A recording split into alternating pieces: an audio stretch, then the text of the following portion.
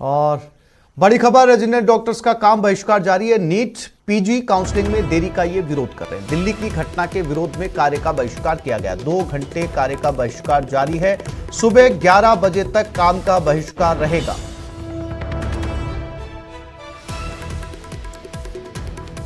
NEET और PG counselling में देरी की वजह से ये काम का बहिष्कार किया है। 2 घंटे काम का बहिष्कार, यानी कि 11:30 बजे तक ये लोग काम पर नहीं होंगे। दिल्ली में चूंकि डॉक्टर्स की ये स्ट्राइक चल रही है और उन्हीं के समर्थन में यहां पर रेजिडेंट डॉक्टर्स ने काम का बहिष्कार किया है। ऐसे में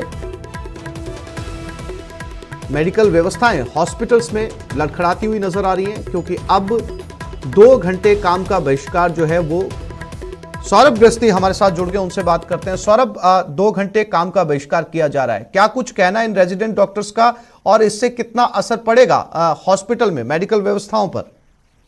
देखिए, नीट पीजी काउंसलिंग में जो देरी चल रही है उसके विरोध में देश भर के रेजिडेंट डॉक्टर्स जो है वो आंदोलन कर रहे हैं पिछले काफी दिनों से। और दिल्ली में जिस प्रकार से जो घटना हुई है, रेजिडेंट डॉक्टर्स पर जो कार्रवाई हुई है, उसके विरोध में जो है वो राजस्थान के रेजिडेंट डॉक्टर्स जो है वो आज जो 2 घंटे का कार्य बहिष्कार जो है वो उन्होंने किया है। रेजिडेंट डॉक्टर्स का ये कहना है कि दिल्ली में पुलिस ने जो रेजिडेंट डॉक्टर्स हैं उनके साथ बर्बरता पूर्वक कार्रवाई जो है वो की है। इसके विरोध में आज 2 घंटे का कार्य बहिष्कार जो है वो किया गया है। और इसके कारण से व्यवस्थाएं तो कुछ प्रभावित जरूर होंगी। हालांकि मेडिकल कॉलेज प्रशासन ने तमाम सीनियर डॉक्टर्स की अवकाश जो है वो आज के लिए कैंसिल जो है वो कर दिए गए हैं। और रेजिडेंट डॉक्टर्स ने 9 से 11 बजे तक का कार्य बहिष्कार किया। उसके बाद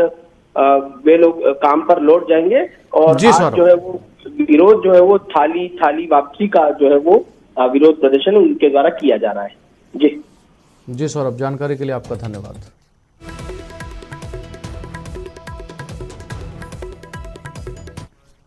और डबल मर्डर मामले में अपडेट, नागौर में डबल मर्डर के बाद आक्रोश है। मोर्चरी के बाहर परिजन जमा हो गए। आज मृतकों का पोस्टमार्टम होगा। आरोपियों की तलाश में पुलिस जुट गई है।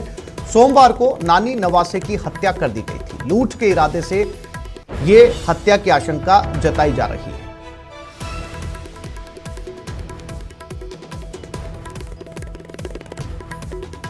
ना कोई यहाँ बात करे, हर बाबू है ना मारे बाण जो बैठियो दिन एक मोटरसाइकिल है 2 बजे जन बे देखियो देन लेने वाला कोई आया उलार यहाँ जान लियो। पचे बे तो आज नागौर गया पर लार घरे कोई और कोई हो को नहीं जना भाई और नानी दो तो दोनों ही हा घरे जना माल बे नहीं जगी लगभग सुहाग 4 बजे हार बट डानी में गी कि भैंस ले आने आपके बाबे की यानी जेठ वाला बड़ो भैंस ले आई पाची आई आगे देखे तो मान बढ़ता ही बिने एक ही वार करियो बिने मार काटी एकड़ में। और नागौर डबल मर्डर को लेकर सांसद हनुमान बेनीवाल ने डीजीपी से फोन पर बात की और घटना को हृदय विदारक बताया। आरोपियों की गिरफ्तारी के निर्देश भी दिए। नागौर के अंदर, नागौर जिला मुख्यालय से मात्र 5-6 किलोमीटर की दूरी पर तो जाट समाज की बुजुर्ग महिला और उसके दोहिते का जिस तरीके से कत्ल किया गया सरेआम, ये दुखद है, निंदनीय है। और इस इलाके में पिछले विगत वर्षों में चाहे बालाजी एसएचओ की हत्या हो, उससे पूर्व में भी कई परिवारों की इस तरह हत्याएं कर दी गई जो ढाणियों के अंदर लोग रहते हैं। ये चिंता का विषय। नागौर के अंदर पुलिस का इकबाल खत्म हो गया। राजस्थान में कानून की भयावह स्थिति है। पर न्यूज 18 के सवाल, कब होगी आरोपियों की गिरफ्तारी, कब अपराध पर लगाम लगेगी, अब तक पुलिस या जांच कहां तक पहुंची है?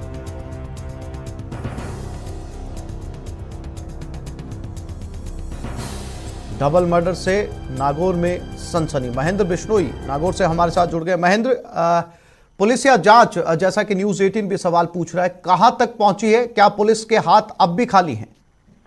आसिफ, इस मामले में अपडेट सामने आ रहा है कि पुलिस ने कुछ लोगों को चिन्हित कर लिया है और 2 से 3 लोगों को हिरासत में लिया है। ये अब तक का जो सबसे बड़ा अपडेट है, सूत्रों ने ये बताया कि डबल मर्डर के इस मामले में पुलिस ने रात्रि में कुछ लड़कों को चिन्हित कर लिया था।